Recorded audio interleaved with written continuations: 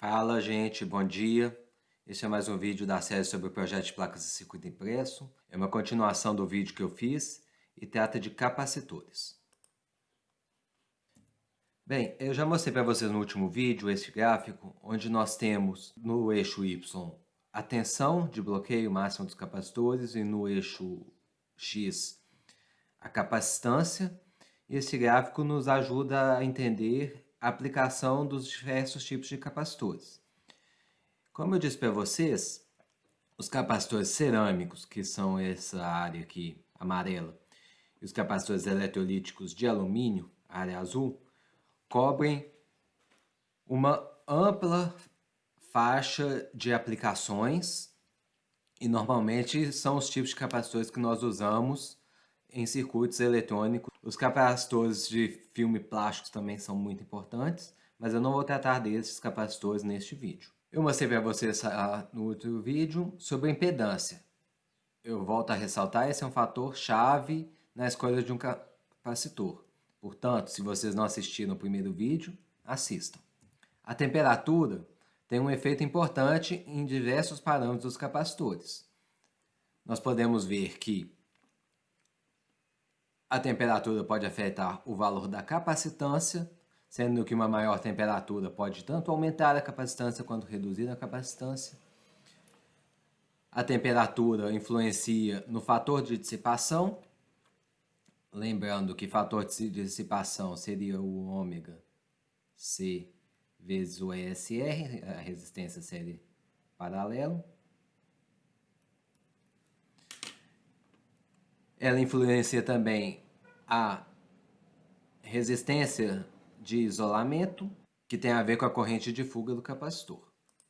Então, vou tratar primeiro dos capacitores cerâmicos. Essa imagem mostra como é a construção de um capacitor cerâmico do tipo SMD.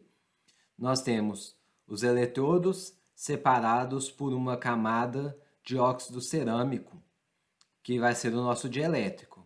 Então, no caso de um capacitor multicamadas, nós teremos várias camadas e depois conectadas em paralelo para formar o nosso capacitor. Os capacitores cerâmicos têm características excelentes e, se nós olharmos as placas eletrônicas, veremos que eles são amplamente utilizados. Eles são divididos em duas classes, que têm a ver com o material dielétrico. A classe do tipo 1 usa um dielétrico com uma constante dielétrica menor, por isso aqui é chamado de low K, e trata-se de um capacitor com características mais estáveis, seja por efeitos da temperatura, seja por efeitos na frequência, seja pelo envelhecimento. Os capacitores da classe 2 utilizam dielétricos com constantes dielétricas maiores, 700 até 50.000, e são mais afetados por temperatura e frequência, como eu disse. A principal diferença, além dessa maior estabilidade dos capacitores da classe 1, é que como ele usa um material com constante dielétrica menor, não é possível atingir capacitâncias muito altas.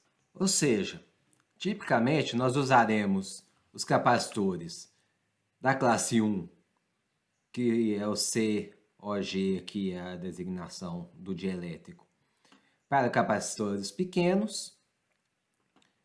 E à medida que nós precisamos de capacitores cerâmicos maiores, da ordem de nanofarads ou microfarads, aí nós começaremos a lançar mão dos capacitores da classe 2.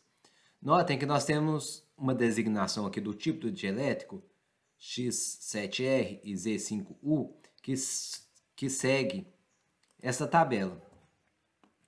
A primeira letra indica qual que é a mínima temperatura que o capacitor consegue operar. Então, Z, a mínima temperatura é 10 graus e X, a mínima temperatura é menos 55 graus. O segundo número do código é a máxima temperatura limite de operação. 7, 8 e 9, 125, 150 e 200 graus. E a última letra trata da variação da capacitância na faixa de operação de temperatura. O A seriam os capacitores mais estáveis, com variação de mais ou menos 1%. E aqui o R e ST começa a ter variações grandes de mais 15%, mais ou menos 22%. Assim, dependendo da função que o capacitor estiver realizando no seu circuito, é importante selecionar um dielétrico de uma classe que não influencie muito no comportamento do seu circuito. O outro tipo de capacitor que nós iremos tratar neste vídeo são os capacitores eletrolíticos. Essa imagem mostra como um capacitor eletrolítico de alumínio é formado. Nós temos os eletrodos construídos utilizando folhas de alumínio e elas são separadas por um papel que é embebido em material eletrolítico. Esta imagem mostra como é o capacitor de forma mais detalhada. Nós temos uma folha de alumínio que sofre um processo de corrosão para que ela tenha ranhura, seja ondulada, para aumentar a área dela. E é aplicada uma tensão superior à tensão de bloqueio especificada pelo capacitor, de forma que é formado um óxido de alumínio aqui na superfície. Esse óxido é a nossa camada dielétrica. O óxido de alumínio possui excelente capacidade de aguentar tensões, então uma fina camada é suficiente para bloquear a tensão. Dessa forma, os capacitores eletrolíticos possuem altas capacitâncias por volume. Já o cátodo, ele é formado também por uma folha de alumínio, pelo papel que é usado para separar e pelo eletrolítico.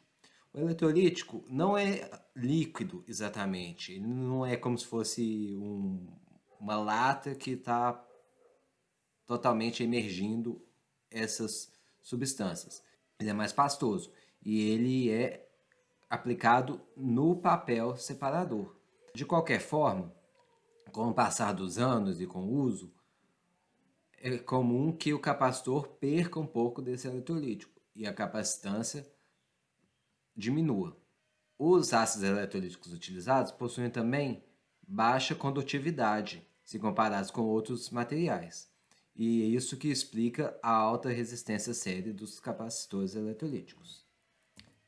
É importante ressaltar que não podemos ligar um capacitor eletrolítico com a tensão bipolar. A tensão no anodo tem sempre que ser positiva em relação ao cátodo. Se nós ligarmos ao contrário, essa tensão começará a formar um óxido do lado do cátodo e produzirá calor e gases. E o efeito pode ser este aqui.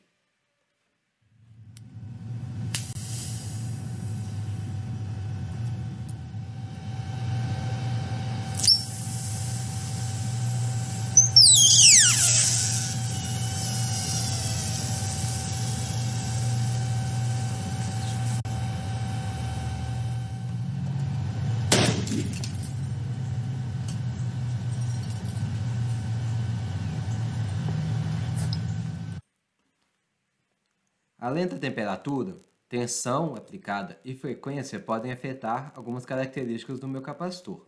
Neste gráfico, eu mostro para vocês como a frequência afeta a capacitância de um capacitor eletrolítico de alumínio de 47 microfarads e tensão máxima de 400 volts. Podemos ver também o efeito da temperatura. À medida que a temperatura diminui, a capacitância também diminui. Outra característica afetada é a resistência série equivalente, sendo que à medida que a frequência aumenta, essa resistência vai diminuir, e à medida que a temperatura aumenta, a resistência diminui, o que é bom. Como a resistência varia com a frequência, a corrente que pode fluir pelo capacitor também será influenciada pela frequência. E assim, à medida que nossa frequência aumenta, é possível colocar uma ripple de corrente maior nesse capacitor. Por que esse ripple e esses fatores são importantes? Porque corrente circulando no capacitor nas resistências sérias causará um aquecimento e o capacitor precisa estar sempre dentro dos limites especificados. Bem, era isso que eu tinha para mostrar para vocês sobre os capacitores eletrolíticos e cerâmicos. Até!